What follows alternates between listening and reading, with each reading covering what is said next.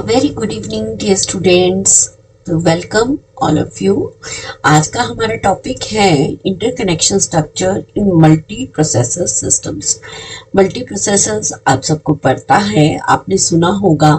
जब हम कोई नया फ़ोन खरीदते हैं तो उसमें बोलते हैं ऑक्टा कोर, ड्यूल कोर, है ना। तो ये टर्म्स आपने ज़रूर सुनी होंगी। तो dear students, time shared common bus, this is a very interesting article.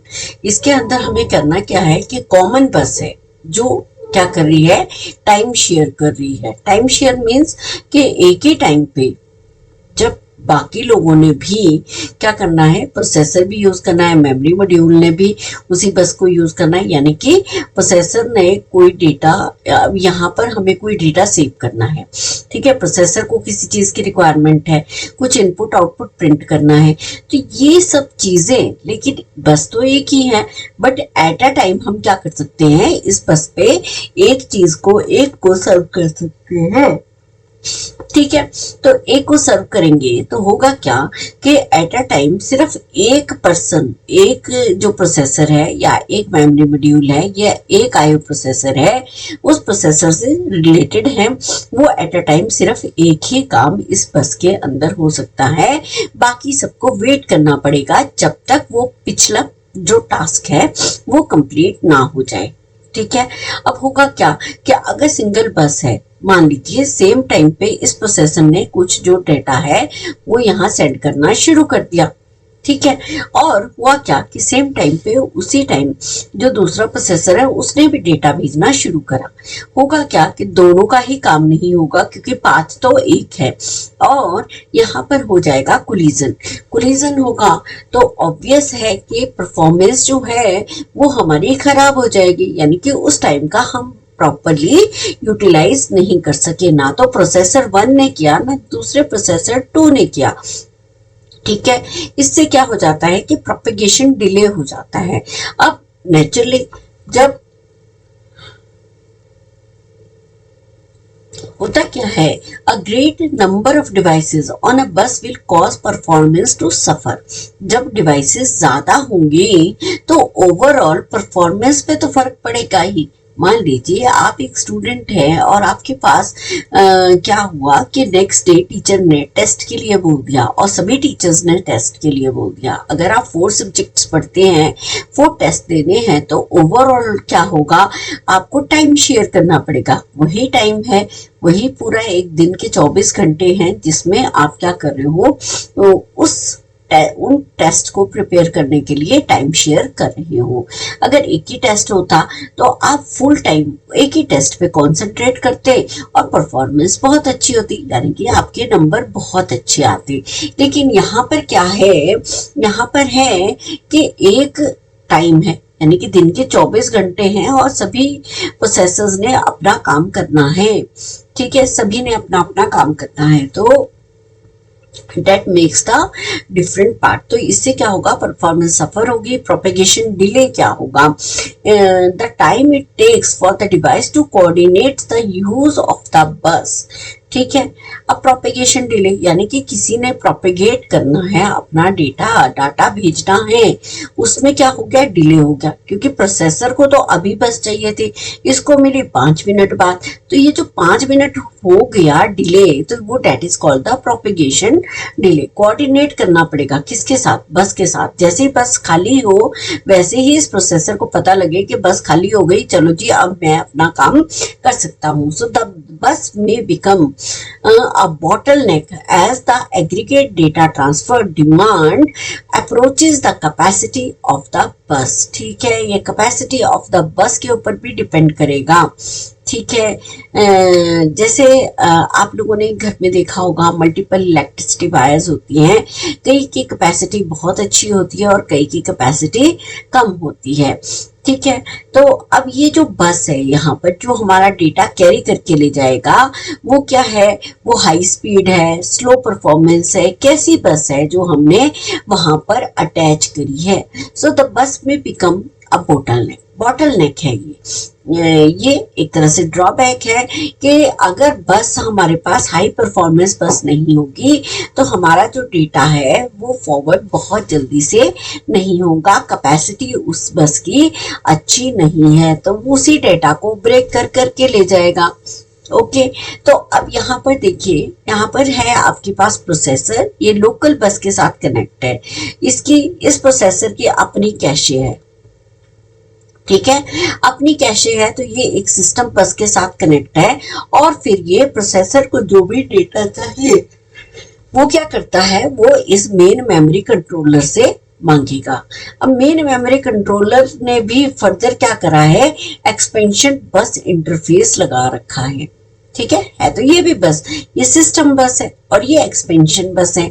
आप लोगों ने देखा होगा कि जब आपने डिवाइस के साथ आप मल्टीपल यूएसबीज लगाते हो, आप मॉडेम लगाते हैं, प्रिंटर लगाते हैं, SCSI लगाते हैं, नेटवर्क मॉडेम लगाते हैं, तो होता क्या है, यहाँ पर जो ये एक्सपेंड कर रहे हैं, आप अपने नेटवर्क को एक्सपेंड कर रहे हैं तो उसके लिए हमें क्या चाहिए होती है, एक्सपेंशन बस चाहिए होती है, सो दैट कि हम बहुत सारी बसेस एज पर अवर रिक्वायरमेंट उन सब डिवाइसेस को हम बहुत अच्छे से यूज कर सकें। So traditional hierarchical bus architecture क्या था, use of a cache structure insulate CPU from frequent access to the main memory, ठीक है, जो कैशे स्ट्रक्चर था वो पहले यूज नहीं करते थे हम, लेकिन अब CPU को जो भी डेटा चाहिए होता था वो बार बार फ्रीक्वेंटली एक्सेस करता था, किसको, मेन मेमोरी को। So main memory can be moved off local बस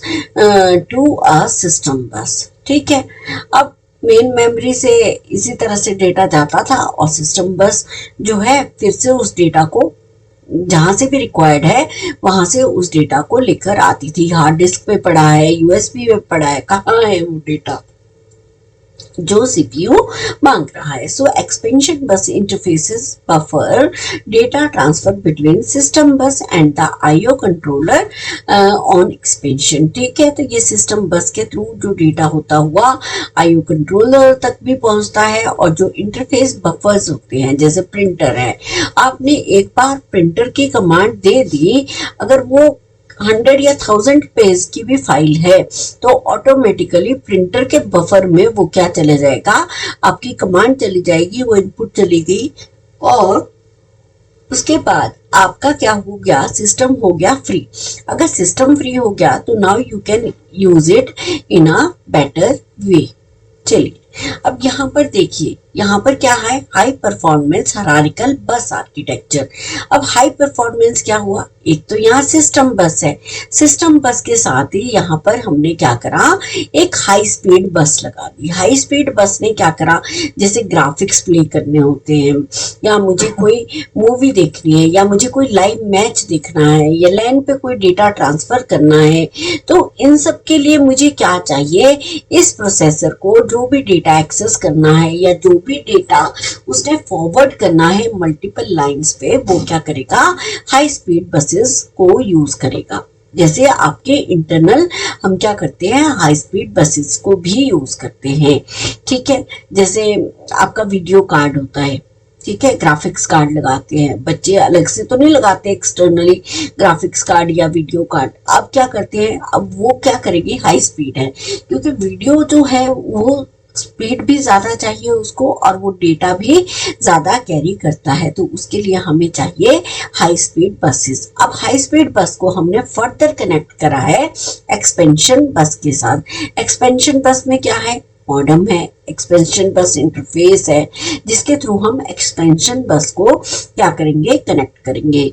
नेक्स्ट आ जाता है इसी में सीरियल और फैक्स। तो ये सब चीजें, यानी कि हम ये बोल सकते हैं कि हम प्रिंटर है, फैक्स है और हमारे मॉडेम्स हैं और कोई डिवाइसेस हैं, उन सबको अटैच करने के लिए हम क्या करते हैं, एक्सपेंशन बस का यूज करते हैं। So incorporates a high speed bus specifically design to support high capacity input output devices, ठीक है। अब क्यों, हम सबको पता है, हम कंप्यूटर स्टूडेंट्स हैं, हमें ये पता है कि हमारा जो प्रोसेसर है उसकी स्पीड होती है बहुत बहुत ज्यादा, है ना, और जो हमारी इनपुट आउटपुट डिवाइसेस हैं उनकी स्पीड होती है कम। सपोज मैं जितने भी स्पीड से टाइप कर लूं, मतलब हाई परफॉर्मेंस स्पीड से भी टाइप कर लूं, तो भी मैं सीपीयू की जो स्पीड है उससे हमेशा मिसमैच ही रहेगा, यानी कि उसकी स्पीड को मैं मैच नहीं कर सकती। ठीक है। Next, bring high demand devices into closer integration with processor. High demand devices क्या है? प्रिंटर चाहिए भाई, मेन मेमोरी चाहिए, कैशे चाहिए, तो ये सारी हाई डिमांड जो है, ठीक है, जैसे मुझे ग्राफिक्स कार्ड चाहिए, मुझे वीडियो कार्ड चाहिए, मुझे वीडियोस देखने हैं, तो इन सब के लिए हमें क्या चाहिए? Closer integration with the processor. Closer integration होनी चाहिए प्रोसेसर के साथ, सो दैट कि हमें जब भी रिक्वायरमेंट हो वो हमें चीज अवेलेबल इजीली हो जाए। So structure and interface similar to single processor system. Structure और इंटरफेस जो है वो सिमिलर ही होते हैं जैसे सिंगल प्रोसेसर सिस्टम के होते हैं। सिंगल प्रोसेसर सिस्टम में क्या होगा जी? आपके पास उसकी मेन मेमोरी होगी, कैशे होगी, हायरार्की होगी उसकी, यानी कि मेमोरी की हायरार्की होगी, और साथ में क्या होगा? आपका सिस्टम होगा। सो फीचर्स क्या होते हैं यहाँ पर? अब ये जो हमने इतनी सारी बसेस इसमें लगाई हैं, एक्सपेंशन बस है, हाई स्पीड बस है, और हमारे पास सिस्टम बस है। तो first of all we must know the addressing, यानी कि डिस्टिंग्विश मॉड्यूल ऑन बस। ठीक है, डिस्टिंग्विश मॉड्यूल्स जो हैं जो उस बस पे रन करेंगे उनकी एड्रेसिंग होनी चाहिए, यानी कि हमारा सिस्टम हर एक चीज को कॉन्फ़िगर करता है। जैसे मान लीजिए इस सिस्टम पे मैंने माइक भी कॉन्फ़िगर कर रखा है, मॉडेम भी कॉन्फ़िगर कर रखा है, प्रिंटर भी कॉन्फ़िगर कर रखा है, तो वो ऑटोमेटिकली उन सबको एक्वायर करते हैं। तो जब भी मुझे रिक्वायरमेंट होगा तो एड्रेस बस चेक करेगा कि इस टाइम जो इनपुट, यानी कि माइक से अगर बोला जा रहा है तो वो इनपुट किस बस से आ रही है, किस डेटा को हमने कहां से एक्सेस करना है। नेक्स्ट आ जाता है आर्बिट्रेशन। आर्बिट्रेशन हो जाता है कि मान लीजिए बहुत सारी डिवाइसेस हैं, सभी ने एक साथ एक चीज को एक्सेस करना है, तो अब यहाँ पर टेम्परेरी मास्टर बना देते हैं हम किसी को, कि सब तो नहीं जा सकते एक साथ, लेकिन मास्टर जो है वो डिसाइड करेगा कि कौन सा मेमोरी मॉड्यूल या कौन सी ऐसी डिवाइस है जो उस टाइम उस बस को एक्सेस कर सकती है। And time sharing, if one module has the bus, other must wait and have to suspend, या तो वो वेट कर ले, ठीक है ना, अगर प्रिंटर को चाहिए या कोई फाइल मैं ओपन कर रही हूँ या मैं वीडियो देखना चाह रही हूँ, तो उस टाइम होगा ये कि या तो वो एक्सेस कर ले या फिर वो उसको सस्पेंड कर दे। ठीक है। सो टाइम शेयर्ड कॉमन बस में क्या होता है? This is a single bus multi processor organization, is easiest to configure and is simple. So this interconnection structure contains only passive elements. Active नहीं है, पैसिव एलिमेंट्स की बात कर रहे हैं। एक्टिवली कौन पार्टिसिपेट कर रहा है? प्रोसेसर पार्टिसिपेट कर रहा है, कैशे पार्टिसिपेट कर रही है, रैम पार्टिसिपेट कर रही है, लेकिन जो प्रिंटर है वो एक्टिवली पार्टिसिपेट नहीं करता, ऑन डिमांड पार्टिसिपेट करता है। So it will act as a passive elements. The bus interfaces of the sender and receiver units control the transfer operation here. ठीक है। तो अब जो बस इंटरफेसेस हैं वो क्या है? कंट्रोल करेंगे कि कौन सा सेंडर है, कौन सा रिसीवर है, किस टाइम पे हमें किसको उस बस को देना है, यानी कि एक जो टेम्परेरी मास्टर है वो इन सब चीजों को हैंडल करेगा। To decide the access to common bus without conflict, methods such as static and fixed priority, यानी कि फर्स्ट इन फर्स्ट आउट, या हम डेजी चेन लगा दें या कोई एल्गोरिदम लगा दें जिससे क्या होगा कि मास्टर बनाने की जरूरत नहीं होगी और इनमें कोई आर्बिट्रेशन नहीं आएगी, मींस यहाँ पर कोई कॉन्फ्लिक्ट नहीं होगा। अदरवाइज क्या होता है? आर्बिटर जो होता है वो चूज करता है कि मुझे इस टाइम किस डिवाइस को प्रायोरिटी देनी है। ठीक है। नेक्स्ट आ जाता है advantages. Inexpensive as no extra hardware is required such as switch, है ना। तो इट मीन्स हमने यहाँ पर ना हब लगाया ना स्विच लगाया, कुछ भी नहीं लगाया, ऑटोमेटिकली ये जो हार्डवेयर है वो क्या करेगा, मतलब एक बस लगा दी, उसके साथ सारे कनेक्टर्स जो हैं लगाए और सारी डिवाइसेस अटैच कर दी, तो इनएक्सपेंसिव है, यानी कि एक्स्ट्रा हार्डवेयर कॉस्ट की हमें रिक्वायरमेंट नहीं पड़ रही है। So simple and easy to configure as the functional units are directly connected to the bus. Simple है, इजी है टू कॉन्फ़िगर फंक्शनल यूनिट्स को, so that the directly connected bus जो है उसको डायरेक्टली हम कनेक्ट कर सकते हैं। मेरा सिस्टम है जिसमें एक यूएसबी पोर्ट लगा है मान लीजिए, तो अगर मुझे स्प्लिटर लगाना है, यानी कि यूएसबी स्प्लिटर मैंने लगाया और 4 यूएसबी पोर्ट उसके साथ फर्दर कनेक्ट कर दिए, तो होगा क्या कि इजी हो गया ना। एक ही बस के साथ मैंने, मतलब एक ही पोर्ट के साथ मैंने और 4 जो डिवाइसेस हैं उसको अटैच करने की फैसिलिटी मुझे मिल गई है। ठीक है, so these are the advantages. Now come to the disadvantages. So major fight with this kind of the configuration is that if malfunctioning occurs in any of the bus interface circuit, complete system will fail। ठीक है, मान लीजिए अब ये जो high speed बस है, ये आपस में सारी बसेस क्या हैं, इंटरकनेक्टेड हैं। देखिए यहाँ पर ये कैशे ब्रिज के साथ कनेक्ट है, यानी कि यहाँ पर भी कोई इंटरफेस है, यहाँ पर क्या है, एक्सपेंशन बस का इंटरफेस है।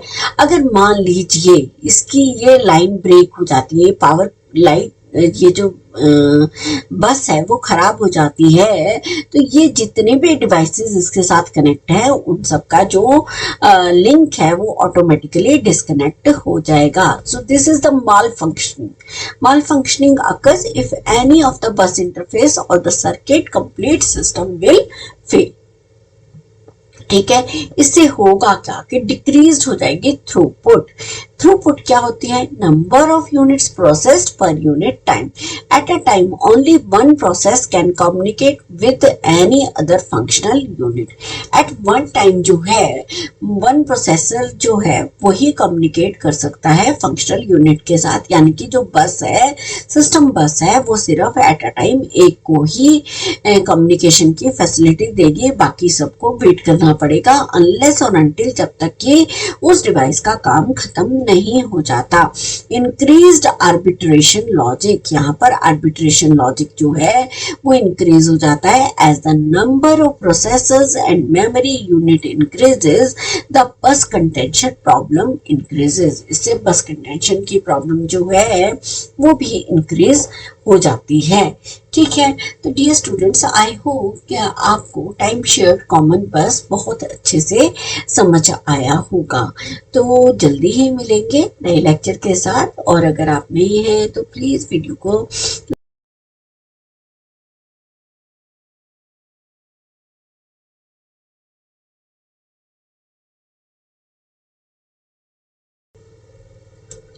स्टडी करने वाले हैं।